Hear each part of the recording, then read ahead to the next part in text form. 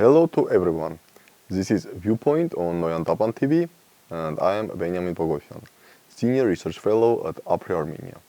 Today we will discuss Iran's policy in the South Caucasus. Before 2020 war, Iran was perceived as a status quo power.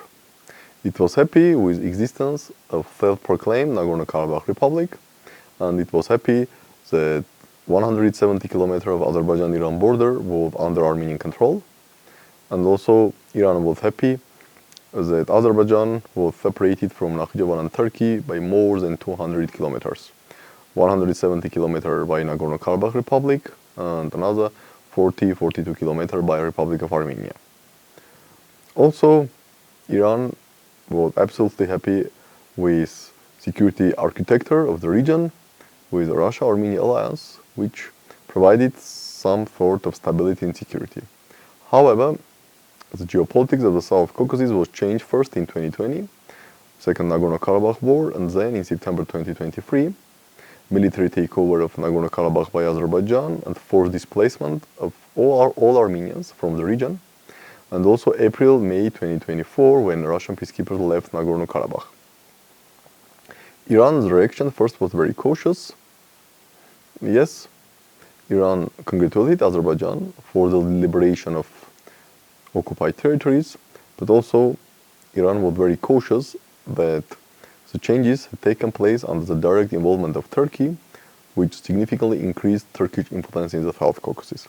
Turkey was in the South Caucasus starting from 1991, let's be clear. There was a Turkey-Azerbaijan-Georgia strategic partnership established and supported by the United States as a counterbalance to Russia and as a way to bring Caspian oil and gas, Azerbaijani oil and gas to Europe or world markets, circumventing Russia. However, 2020 Nagorno-Karabakh war changed the balance. There were hopes that the deployment of Russian peacekeepers in Nagorno-Karabakh somehow will balance this growing Turkish influence or will somehow prevent Turkey becoming a dominant power in the South Caucasus.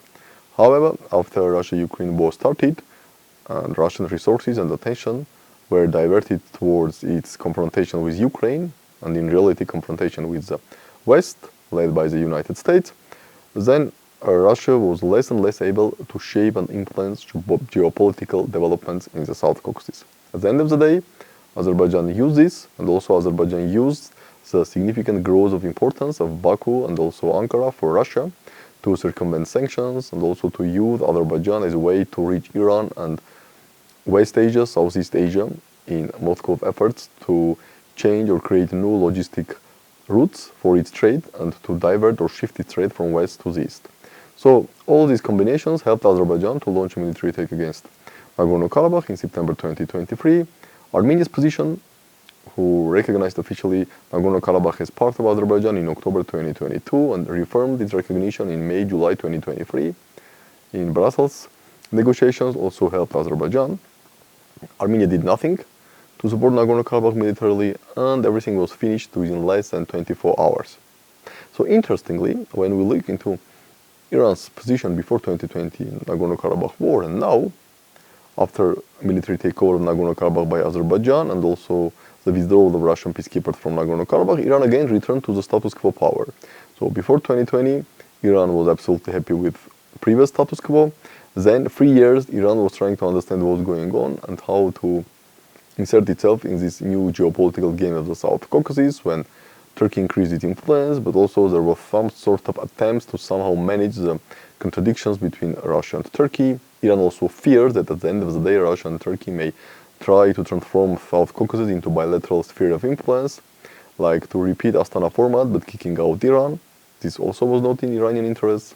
But after military takeover of Nagorno-Karabakh and Russian withdrawal, and Russian peacekeepers withdrawal from Nagorno-Karabakh in April-May 2024, Iran has concerns that most probably it's not going even to be like a Russia-Turkey dominion or Russia-Turkey agreement how to govern South Caucasus or how to manage their contradictions, but it will be more and more Turkish domination in the South Caucasus, which is not welcomed by Iran for obvious reasons. Number one, if Turkey dominates South Caucasus, it means that NATO dominates South Caucasus, because despite all the problems between Turkey and the United States, between Turkey and NATO, Turkey is a significant member of the NATO. Turkey even under President Erdogan, is not going to leave NATO, and also no one can sure what will happen in Turkey after 2028 presidential elections. If CHP people came back to power, then we will see rapprochement between Turkey and the West. But even if Erdogan protege becomes president of Turkey after 2028, still Turkey is a core member of the NATO. So Turkish domination of the South Caucasus means NATO domination of the South Caucasus. But this is not the only problem for Iran. Turkish domination in the South Caucasus will open the way for Turkey to be more active in Central Asia, and also it will encircle all significant part of Iranian border with Turkic population and Turkic influence, starting from Turkish-Iran border and then coming through Nakhchivan-Iran border, Armenia-Iran border, and Azerbaijan-Iran border. That is why, after a few years of thinking what to do, Iran came back to its position of status quo power. Of course, current status quo is much worse for Iran than the status quo before 2020 Nagorno-Karabakh war, but at least Iran is still interested to keep at least this status quo. And it's not coincidence that Iran sent clear message to both Armenia and Azerbaijan that Iran will not tolerate the opening of Zangezur corridor. The message was very clear. Even if Armenian government will agree to provide this corridor to Azerbaijan to connect Azerbaijan with Turkey and connect Turkey with Central Asia, Iran will not allow that.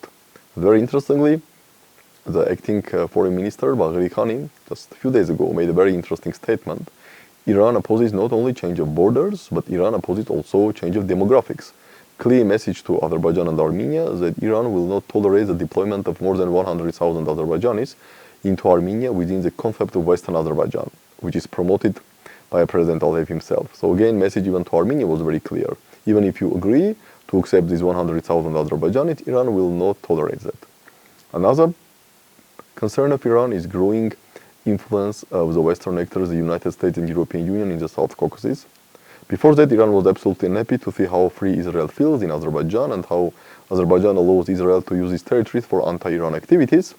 But of course, if the United States and the European Union will bait it into Israel, this will create much more complications for Iran. That is why here Iran is fully in line with Russia, and interestingly also with Turkey, that South Caucasus problems should be resolved by regional powers. This again was reiterated by a recent meeting between Russian Special Representative for Armenia-Azerbaijan Peace, Mr. Khobayev, and acting Iranian Foreign Minister. So, summarizing, Iran was status quo power before 2020 war.